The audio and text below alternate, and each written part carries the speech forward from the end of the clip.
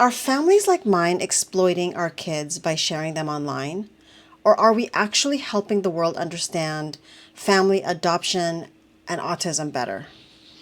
Hey everyone, my name is Michelle, and my husband and I adopted 3 kids. 2 of our sons have autism, and one of them is nonverbal with level 3 support needs. And we also have a daughter who is chasing her dream as a singer. She's already performed the national anthem at stadiums, and we couldn't be prouder. We slow travel the world together while we balance therapies, school, and big dreams. And today I want to talk honestly about something that families like ours get criticized for all the time: vlogging. Is it exploitation, or can it actually change lives for the better? Let's dig in with some surprising data to back it up. So let's be real. Family vloggers are criticized a lot. People worry about privacy, consent, turning kids into content, and those concerns do matter. And the truth is, the impact depends on how families share, not just whether or not they share.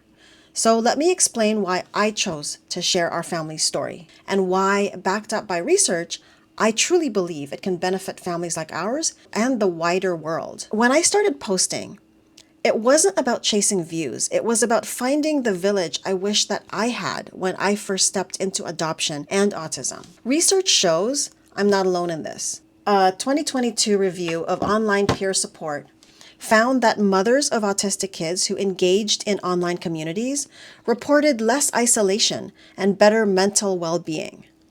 And YouTube itself plays a role here. A 2024 study looked at more than 1,500 videos about developmental delays and found that these videos provided crucial information and emotional support through shared experiences. For me, vlogging isn't about exploitation, it's about connection. It's about survival, and it's about saying, "You're not alone, I'm here too." One thing that inspired my husband and I was watching YouTube videos of families that had journeys that we wanted to take, families that traveled the world, that homeschooled their kids, families with children with autism trying alternative therapies that actually worked. And we did a lot of those, and they worked.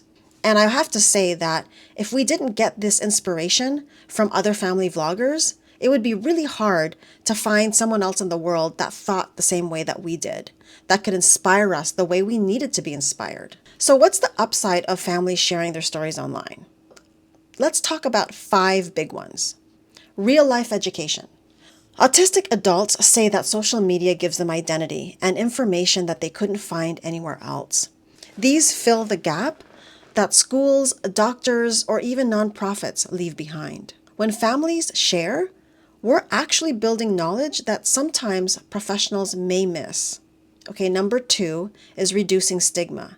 The neurodiversity movement shows how online platforms create a safe space that reduces stereotypes and help people connect. By putting real stories out there, lived by real people, families are changing how autism is understood, one video at a time. And number 3, empowering families and kids. Peer support programs for parents of kids with disabilities are proven to provide psychosocial support and reduce social isolation. When kids grow up in families that advocate publicly, they often learn advocacy by example. They see their story as something that's worth sharing, not hiding. Number 4 is emotional and financial reality. Caring for an autistic child is expensive. A 2022 study had found that children with autism average annual healthcare costs of about $14,000 in comparison to just $3,000 for their peers without autism. And over a lifetime, the cost of supporting an autistic person in the US can reach up to $2.4 million. So yes, sometimes families monetize their vlogs. And for many, it is not about greed. It's about survival. It's about paying for therapies, for medical bills, for giving their kids opportunities that they may not otherwise have.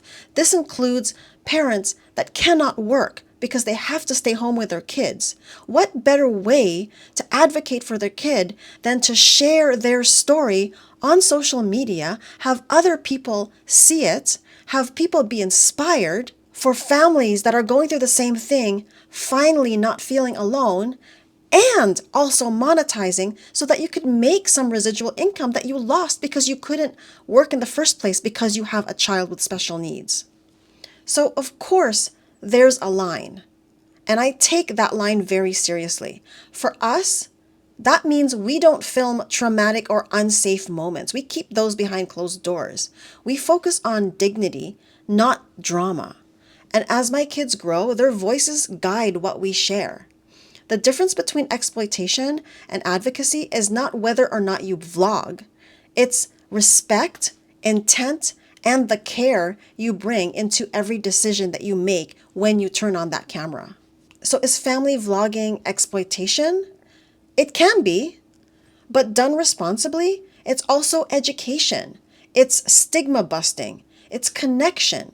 And it's even financial stability for families that have real pressure, real financial pressure. For us, it's not just about showing autism, it's about showing the whole picture.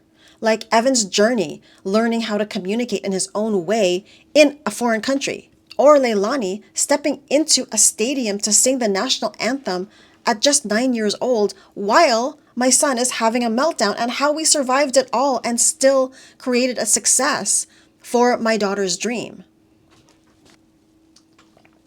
Vlogging lets us celebrate our kids' strengths, passions, and their dreams, not just their challenges. For me, it's about showing that families like ours, adoptive, neurodiverse, messy in many ways, but full of love, belong in the bigger story of what family really looks like. Now, I want to hear from all of you. Do you think family vlogging is exploitation or advocacy? Let's have an honest conversation in the comments. If this video or our channel resonates with you, we would love for you to subscribe and like and share any of our videos.